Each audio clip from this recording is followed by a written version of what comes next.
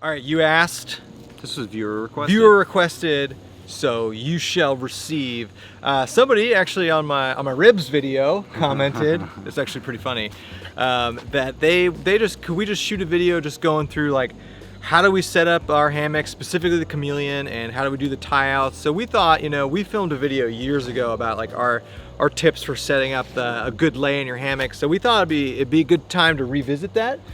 Yeah, there's some caveats I want to say. So you asked how do we set it up? We're a little different than some people. So we're going to show you what we do. There's plenty of great content makers out there who do a little bit more technical stuff and maybe give you a little bit more of the answer of why you do certain things. So I'm gonna point you over to Outdoor Adventures, to Jason's channel, and he's got and Shug. They have way more in-depth content of like why exactly you would do something a certain way and how you would do it. So this is just how we do it, and we're lazy backpackers. So but you asked, so we're gonna show you. Yeah. And it's a twofer because we're gonna set up the chameleon and we're gonna set up, well, we've already set up the Banyan, so we're gonna show you how we set up both of those hammocks, some of the nuances of how we do it, just some like tips and tricks of, you know, what we've learned over the years. Yep. So let's get them up. All right, first thing we're gonna do is get our tree straps on the trees. I'm using the Dutchware beetle buckle suspension system that came with the chameleon. And then I also have titanium Dutch clips on the ends for quick attachments. If you don't know what Dutch clips are, head over to Dutchware, check them out. So let's start this process. So what's the strategy here? Well, the strategy is that, so first of all, everybody has their own little method to this, so I'm gonna show you my method. May or may not work for you. So one of the big questions with like a gathered in hammock for me is like getting the angles right. And so I generally like to put my tree straps up about like a little bit taller than me, and then I may adjust them down depending on the length of the trees and my ridgeline tightness. So I'm gonna start probably a little bit taller, slightly taller than me, and then I'll adjust from there. Some people do that, some people don't.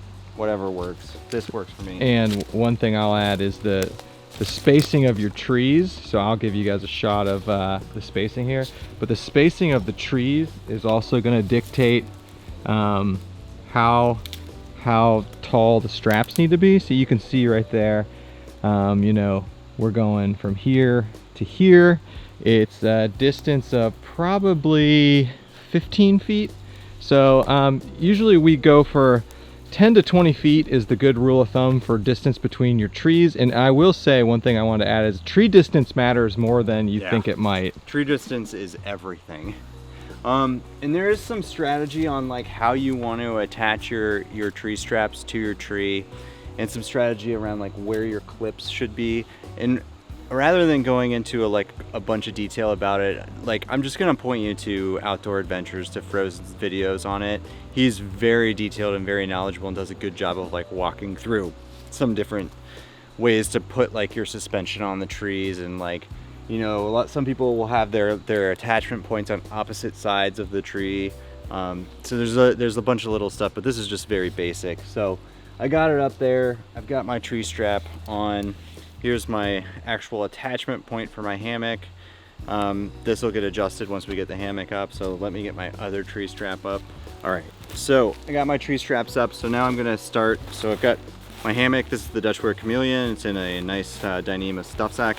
On either end, you can see the Amsteel loops from the gathered in hammock. So this is what's going to attach to the beetle buckle suspension. Very simple, just looped on there. One key thing that's kind of important right here, depending on what hammock you're using, right now is a good time to determine what side you may or may not want to get in and out of your hammock. So like for example, the chameleon, I have a peak loft storage system on a certain end of it, and so I can see where that is, and so I'll line, that's the side, that's the side I'll face out of. So it's just important, like if you care about that type of stuff, now is when you make that decision. So this end of the hammock will naturally cause me to face this direction with my flat lay. So I'll just attach it, and then I'll just start getting my hammock out of the stuff sack. Okay.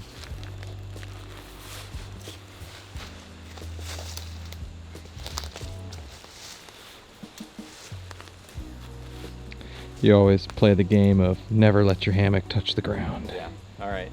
So now the most critical part of setting up a hammock occurs, and that's starting to tighten up these tree straps and looking at the rough lay of where your hammock ends up. So really, you just start playing this game of tightening up the tree straps, and just eyeballing the rough height and how flat it looks. It's just an eyeball at this point. Yeah, there's some fancy stuff you can do. You can buy something called the hangle, or you can attach it to the hammock to see what the angle is.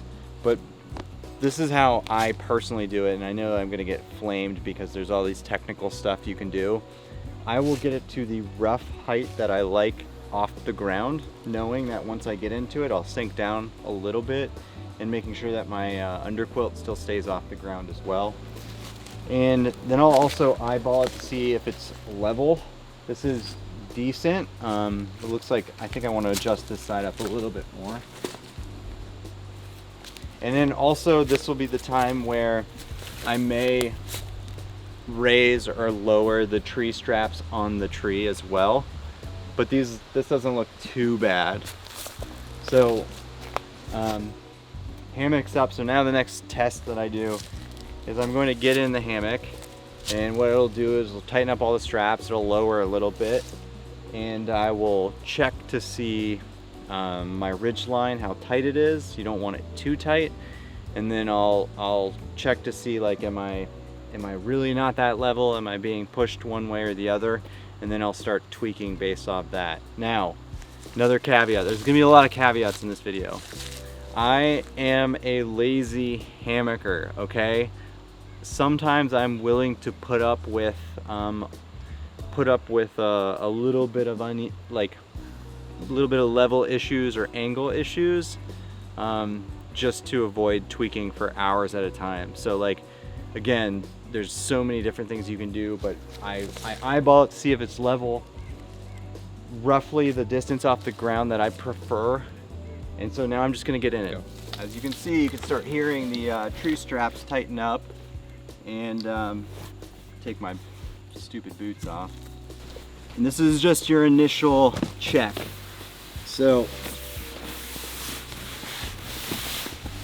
I'm gonna get into it, get in at my angle like I'm gonna sleep. And I'm trying to keep this open so you can see in it. And I'm checking to see if there's a calf ridge issue. So meaning, am I getting a bunch of pressure under the back of my knee or my calves? And then I'm also checking tightness of the ridge line. That's a good indicator. This is pretty dang good. You want to be able to kind of move it like this. It's a little tight, but this isn't bad. I don't feel a lot of pressure on my calves. There is a little bit on there. I like this is completely personal preference, because you'll hear this a lot of different ways, but I do like my back and my head to be up a little bit. Some people like it the opposite way, because it forces you closer into the center of your hammock or whatever. But this isn't too bad. I don't think I'm gonna tweak it anymore, to be honest. It's pretty comfortable. I've got a nice little pocket where I can sleep. Not too much of a calf ridge issue. Yeah, I don't generally get it first time the charm, but this isn't. I don't think I'd tweak it after this. Yeah. So one thing I'll add is, like, a lot of people are obsessed with the angles, and you can be, but like, the primary thing I found to determine how good my lay is how tight that ridge line is. So a lot of the time I have it too tight, and then the hammock doesn't open out as well if this is too tight.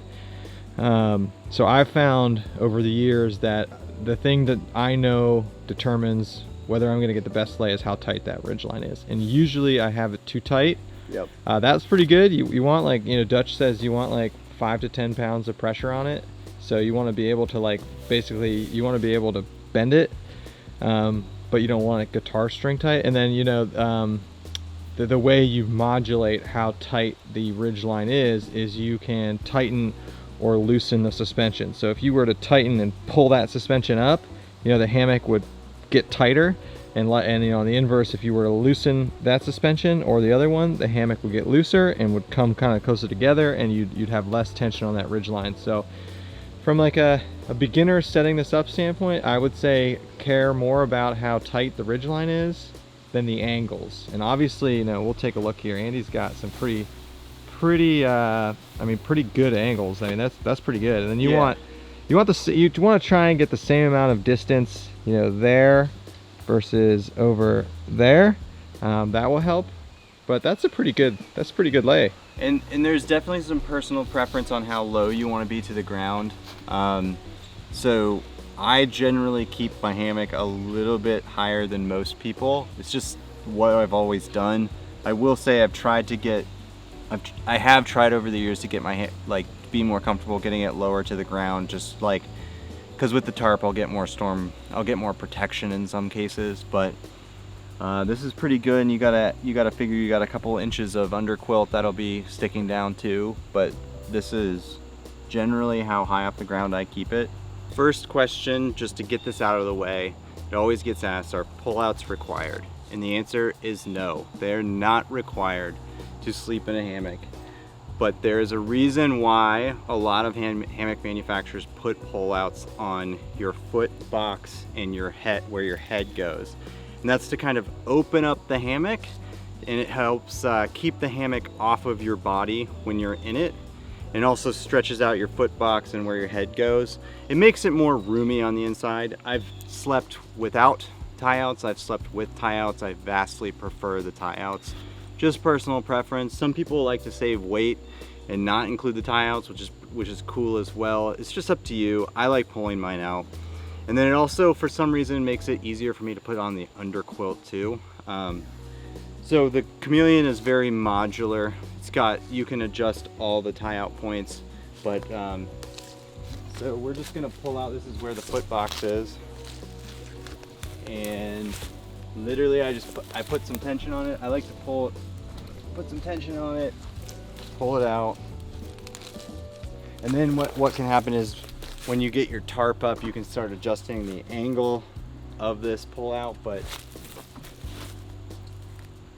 And then with the Chameleon, you can also tighten it up on the hammock too. So this has pulled out the foot box for me. All right, hammock number 2. Yeah, so we got the Dutchware Banyan hammock, and the Banyan hammock is what we call, or what the industry calls, a ridge style hammock. Bridge, not ridge. Let me start that over. The Banyan hammock is a bridge style hammock. So stereotypically heavier than a gathered in hammock, mainly because you've got some aluminum poles that you've got to use in this hammock, and a little bit more suspension and material. So heavier, more comfortable in my opinion. So as we set this thing up, everything we just showed you about the Chameleon and setting that up, forget about it. Some of it applies. Some of it the applies. The tree straps applies, but this hammock, in my opinion, is way easier to set up. A lot less tweaking has to occur. All right, let's get to it. One of the disadvantages to this bridge style hammock over the Chameleon is that in some rare scenarios where the Chameleon, you have to hang on some trees that are a little bit closer together than you would prefer, you have a bare minimum distance that you must achieve with the Banyan, because you can't adjust this length of suspension to be closer. So it could limit you in certain situations, but I mean, I've never had an issue. Here's the major difference. Again, this is my opinion on how to set this thing up.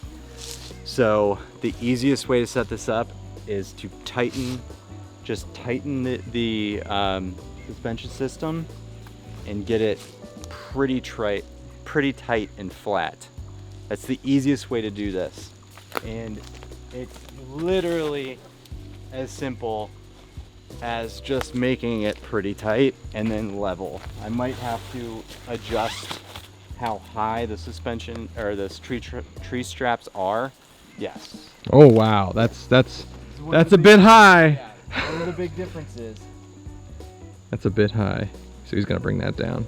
So on the Chameleon, I talked about how I put my tree straps slightly above how tall I am.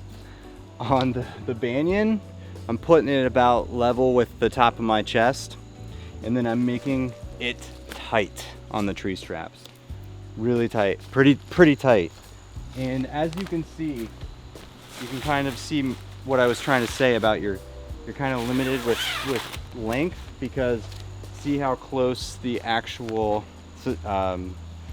suspension from the hammock comes to this tree. So meaning, like, if you had a tree like right here to the other side, like, it might be a little sketchy, but that's all right. It's a small price to pay for excellent night's sleep. All right, with the Banyan, you've got a red and green side. Red is your head, and it is wider. And then it's important to note too, when you look at these this hardware, you want this lip. I have this lip facing down. This is what your underquilt, you could use your underquilt suspension to hook into, which is what I do. Okay, so this actually got on here after we fiddled with the ends a little bit. This suspension got on here, I mean, really nicely. That's a testament to the Banyan, man. Now you can't see it does not come up fully on the sides right here. See? Look how oh, I guess you've got some.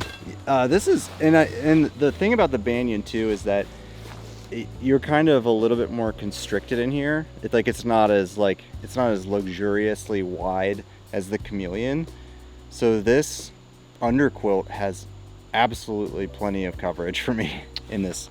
So that is it. That's the Chameleon, that's the Banyan, that's how we get them up. It's earth shattering. I will say, in summary, the biggest thing for me has always been ridgeline tightness. That's been the biggest thing that determines if I get a good lay. And I love how I don't have to deal with that with the Banyan. Yeah, you don't have to deal with the Banyan. And another thing you don't have to deal with as much with the Banyan is if you're new to hammocking, they'll always talk to you about put your feet high and your head low.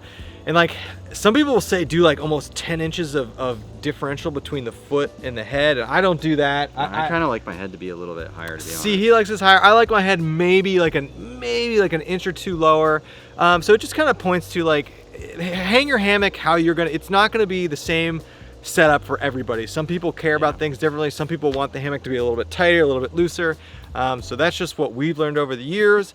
That is it. I hope. I think Mark. I think that's who wanted us to do this. I hope you liked it. I hope people got something out of this, but that's it. That's it for the hammocks for today, I think. Yeah, Banyan, super easy to set up. Just get that. Yeah, get the Banyan. All right, we'll see you guys later. See ya.